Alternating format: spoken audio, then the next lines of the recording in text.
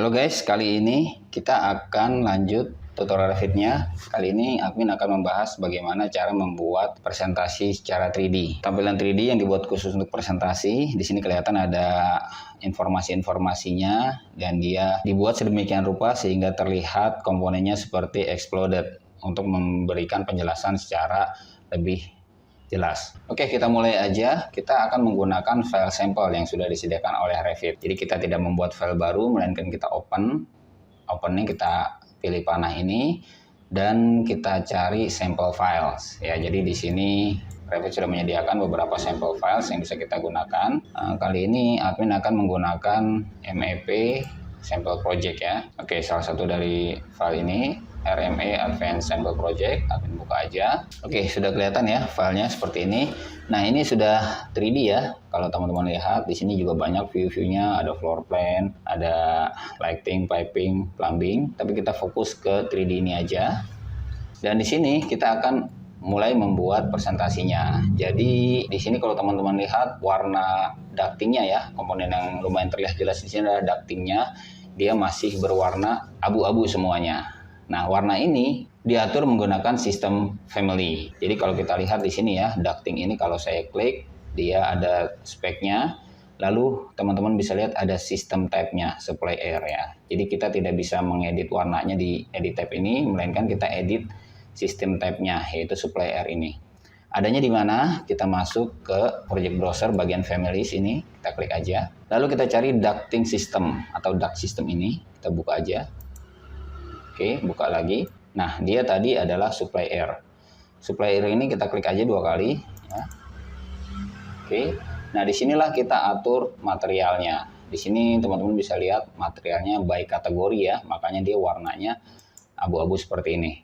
Kita ganti aja materialnya, klik di sini. Oke, sudah masukin dalam material editor, kita cari default aja. Jadi default ini adalah material kosongan yang bisa kita manfaatkan untuk berbagai jenis. Kita klik kanan aja. Duplicate ya. Nah, lalu kita bisa kasih nama ducting supply air. Oke. Lalu kita atur warnanya di appearance ini. Oke, appearance ini kita klik dan di sini sudah ada namanya default ya. Dan teman-teman perhatikan kita perlu kasih nama juga karena dia bisa aja digunakan oleh komponen yang lain. Nah, nama ini kita kasih. Oke, seperti itu. Dan kita rubah aja langsung warnanya. Misal warna supply air ini kita akan buat menjadi biru ya, atau kita bisa gunakan warna yang ada di sini. Oke, nah seperti itu. Lalu kita ke graphics. Nah, tampilan grafik ini kita pastikan mengikuti tampilan appearance ya. Kita checklist saja, dia akan mengikuti warnanya. Lalu oke. Nah, teman-teman perhatikan warnanya sudah berubah menjadi biru. Lalu yang lain tidak berubah karena sudah pasti dia beda sistem ya. Admin klik aja di sini, kita cek. Nah, ternyata ini adalah exhaust air. Ya, kita lakukan hal yang sama terhadap exhaust air. Klik 2 kali di sini. Materialnya kita ganti. Ini kita duplikat aja ya. Klik kanan, duplikat. Kita kasih nama ducting exhaust ya. Nah, seperti ini. Kita rubah lagi appearance-nya supaya dia berubah warna. Dan di sini teman-teman harus hati-hati. Di sini harus kita duplikat lagi. Kalau teman-teman langsung ganti warnanya, otomatis ducting supply air ini akan terganti. Walaupun dia sudah kita bedakan ya. Di sini harus kita bedakan lagi. Nggak bisa kita langsung rubah. Di sini membedakannya dengan cara apa? Di sini ada tombol duplicate this asset. Teman-teman klik aja ini. Oke, langsung berubah namanya ya. Supply air 1, kita ganti menjadi exhaust air. Ya, jadi ini adalah turunan dari material, yaitu appearance. Dan ini harus beda sendiri. Beda lagi ya, supaya tidak campur aduk dengan yang lain. Oke, misal ini kita kasih warna ini aja ya, orange. Lalu oke. Ya, teman-teman bisa lihat dia langsung berubah warna menjadi orange. Ya, di sini tentu saja ada beda lagi sistemnya. Dan di sini kita lihat bahwa ternyata dia undefined. Artinya dia belum memiliki sistem. Ya, ini bisa saja kita kasihkan sistem, tapi kita tidak fokus ke situ ya. Kita akan fokus membuat tampilan ini menjadi tampilan presentasi. Oke, warna sudah kita atur. Nah, langkah selanjutnya kita bisa melakukan tagging atau memberikan keterangan ya. Jadi tagging itu kita bisa manual, bisa juga otomatis. Di tab annotate ini teman-teman bisa gunakan teks ya untuk tagging secara manual atau tag by kategori untuk tagging yang otomatis. Kita coba yang otomatis dulu ya. Klik aja. Oke, di sini ada warning orientation of the 3D view must be locked before you can add text or keynote ya. Ini memang harus kita lock dulu. Karena apa? Karena sebelum di lock dia bisa diputar-putar seperti ini. Nah, jadi untuk presentasi secara informatif atau menggunakan tagging, kita harus kunci dulu ini. Caranya gimana? Klik ini, lalu klik Save Orientation and Log View. Nah, otomatis dia nggak bisa diputar-putar ya. Jadi kalau sudah statik gini, bisa kita kasih informasi secara tagging. Oke, kita ambil aja tag by kategori, lalu kita arahkan kepada misalnya ke objek ini ya. Nah, ini ada informasi mengenai air terminal ini ya, dan komponen-komponen yang lainnya, informasinya akan langsung keluar seperti ini. Ya, misal saya arahkan ke sini, ya seperti ini ya. Lalu ini apa? Nanti akan kita cek. Dia mengambil informasi dari mana ya. Nah, ini kalau saya lihat di objeknya, ternyata dia adalah lighting fixture. Kita coba edit type, kita cari. Nah, ternyata dia memunculkan informasi dari type mark. Oke, misalnya ini adalah kodenya ya, kode lampunya. Kalau nggak mau A, kita bisa ganti. Misalnya ya, lighting ya, L misalnya 103 misalnya. Nah, dia akan berubah menjadi L103. Itu pula dengan objek-objek lainnya, kita bisa tag ya, misalnya ducting ini ya, ini informasinya BOD. Nah, memang tagging ini bisa kita bahas lebih lanjut ya. Admin juga sudah pernah bahas di beberapa video yang lain. Kita nggak akan fokus ke sini, kita hanya fokus untuk menyajikan informasi ya. Lalu kita bisa tagging ke komponen yang lainnya. Seperti ini, sudah ya. Oke, selain di tagging seperti ini, kita bisa juga kasih dimensi. Ya, misal kita bisa kasih dimensi ketinggian plafon ini ya, atau ketinggian ke arah floor to floor-nya ya, bagian lantai atasnya itu bisa juga. Kita kasih aja dimensi, tapi sebelumnya kita harus set dulu permukaannya. Jadi untuk memberikan informasi dimensi secara 3D, kita harus pastikan dulu bidang kerjanya. Ya, oke, admin set ya. Lalu pick a plan, oke. Lalu bidang mana yang akan kita dimensikan? Misal kita bikin dimensi di bidang ini ya, klik aja, oke sudah. Lalu kita ambil lagi toolnya, annotate dimension, aligned. Ya. Misal admin akan bikin dimensi dari bidang ini, oke, ke bidang ini, ya seperti itu. Ya karena tadi sudah di set, dia akan berada persis di permukaan ini. Ya bisa aja kita taruh di sini ya.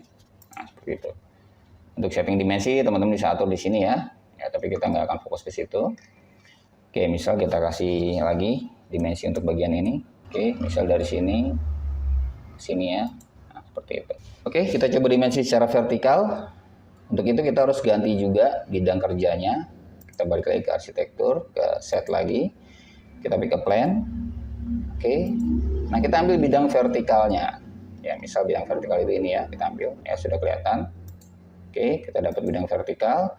Baru kita ambil annotate lagi, lalu aligned. Oke, misal admin akan bikin jarak dari sini ya, lantai ini ke plafon ya. Ya, ini dia. Ini adalah tinggi plafonnya. Oke. Lalu dari sini ke floor atasnya ya. Oke. Dan ini adalah floor to floor-nya. Oke. Di sini bisa kita tarik ya garisnya ya, supaya mendekati referensinya. Oke, ini juga nah, seperti ini. Dan kalau mau lebih jelas lagi, informasi ini bisa kita tambahkan. Kita klik aja 2 kali di angkanya ini ya, klik 2 kali. Lalu kita bisa tambahkan keterangan, mau di atasnya, prefix, suffix, atau di below-nya. Kita di below aja. Misal ini kita tulis floor to floor ya, keterangan floor to floor. Nah dia akan muncul teksnya di sini. Oke, ini kita ulangi lagi ya, klik 2 kali. Kita kasih keterangan floor to ceiling ya. Nah seperti ini ya, akan muncul ya. Nah jadi cukup jelas floor to ceiling berapa, floor to floor berapa. Oke ya, selanjutnya kita akan coba membuat ini menjadi exploded style. Exploded style itu maksudnya apa? Maksudnya adalah komponen-komponen ini bisa memisah ya, entah ada yang ke atas, entah ada yang ke kiri, kanan ya, atau ke bawah. Itu kita bisa lakukan, tapi kita tidak menggeser objeknya. Kita gunakan tool yang namanya displacement atau displace object. Kita klik aja dulu objeknya ini misalnya. Lalu tombolnya ada di sini, di modify. Dan ini displace element ya, kalau kita klik ini displace element akan muncul panah-panah biru, hijau, dan merah. Ini kita tarik aja, dia akan ke atas. Kita mau posisikan di mana, dan ini tidak mengubah benda secara sebenarnya ya, hanya untuk tampilan ini. Oke, tapi saya nggak mau ini aja, saya mau serangkaian yang biru ini ya, serangkaian ducting biru ini. Coba ini kita undo dulu. Oke, untuk milihnya saya arahkan ke sini. Lalu kita klik tab aja, tab berapa kali ya, supaya terpilih satu rangkaian. Nah ini sudah dapat, baru diklik. Nah, ini satu rangkaian ini yang akan kita displace. Ya, oke, kita ducting. Oke, kita pilih satu rangkaian ini, kita arahkan, kita tap ya, seperti ini sampai dapat semuanya. Oke, sudah dapat satu rangkaian full. Oh, dan ternyata dia tidak bisa kita displace ya. Oke, kita pilih aja serangkaian ini, tap ya, sampai dapat semuanya. Oke, kepilih semuanya ya. Dan ini bisa kita lakukan lagi hal yang sama, yaitu displace elemen. Oke, muncul kursornya, arahkan ke biru ya, naikkan ya. Nah, seperti ini. Nah, jadi seperti itu teman-teman. Dan kalau admin klik ini ya, nah ini ada tombol pad. Pad ini bisa kita klik untuk memberikan informasi perpindahannya ya, seperti ini ya. Nah, kan seperti ini ya, supaya tahu dia awalnya posisi di mana, seperti itu. Oke, kita lakukan hal yang sama ke objek-objek yang lain ya. Misal ke yang abu-abu ini, admin arahkan aja, lalu klik tab beberapa kali. Oke, dapat serangkaian, lalu klik aja displace lagi. Oke, tombol kursornya nggak muncul, kita zoom out sedikit. Nah, ternyata tombol kursornya ada di sini. Ya, kenapa dari sini? Karena mungkin ada objek-objek lain yang kena ya dalam satu frame ini. Nah, misal kita arahkan ke bawah. Oke, dia terpotong oleh crop region sepertinya. Crop region kita bisa geser lagi ya, seperti ini. Oke. Kita lakukan hal yang sama lagi, yaitu kita klik pad, kita arahkan gini ya. Oke, ternyata dia objeknya panjang ya. Oke, satu lagi kita bisa arahkan ke yang orange ini, tap lagi, dapat semuanya. Displace lagi. Oke, kursor ada di sini, kita arahkan ke sini. Oke, dia kena crop region lagi, nggak apa-apa. Region kita lebarin aja lagi. Oke, lalu kita klik dan ambil pad untuk menginformasikan jalur perpindahannya. Oke ya, itu adalah trik untuk displacement objek. Dan objek aslinya masih aman, tidak bergeser seperti ini. Ini hanya untuk informasi aja. Dan mungkin satu kelemahannya ya, ketika objek sudah terdisplay seperti ini, kita tagging lagi dengan cara yang sama di sebelumnya ya, dia tidak terdeteksi. Ya, itulah salah satu kelemahannya ya. Mungkin dia hanya terdeteksi di posisi awalnya. Untuk perpindahan ini dia tidak deteksi. Ya, itu salah satu kekurangannya. Tapi bisa kita gunakan tagging manual ya, dengan cara teks ya. Kita masuk ke annotate, teks ini kita ketik aja. Misalnya supply ducting ya, ini. Kalau ada keterangan lain ya teman-teman tinggal ketik aja, escape, dan mungkin dia sangat kecil, ganti tulisannya menjadi yang 2,5 ini. Ini sudah agak besar ya. Nah, ini bisa teman-teman tempatkan di sini ya, atau kita tempatkan di sini dan kita kasih panah ya, seperti ini ya. Arahkan seperti itu ya. Nah.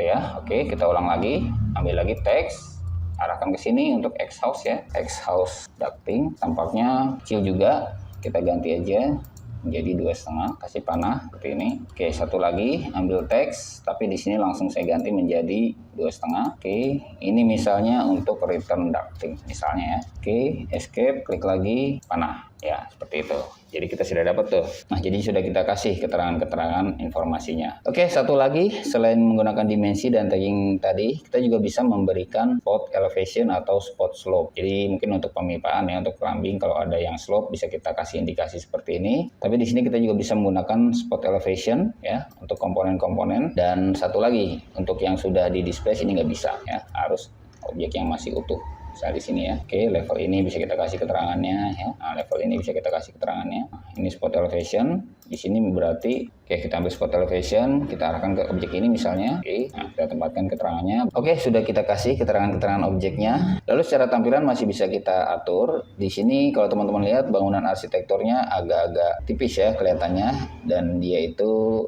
warna abu-abu aja. Nah, kalau teman-teman mau munculin ini berwarna secara aslinya, kita bisa ganti disiplinnya. Jadi disiplin ini yang menentukan komponen itu terlihat jelas atau tidak. Jadi disiplinnya kalau admin ganti menjadi coordination. Nah, teman-teman perhatikan warna aslinya sudah keluar. Jadi warna asli bangunannya kelihatan ya. Dan satu lagi, objek-objek sudah tidak terlihat lagi. Beberapa objek di sini sudah tidak terlihat ya. Oke, kalau kita klik di sini, nah objeknya masih ada di bawah. Nah, untuk objek ini kita bisa klik kanan, override graphic in view by element. Nah, ini bisa kita kasih transparansinya. Misal berapa ya, 90, oke ya, karena dia transparan dia jadi bisa melihat objek-objek di baliknya. Seperti itu aja. Oke, sekian tips untuk kali ini, bagaimana kita bisa menyajikan representasi 3D dengan baik dan informatif. Kita ketemu lagi di tutorial yang berikutnya. Salam.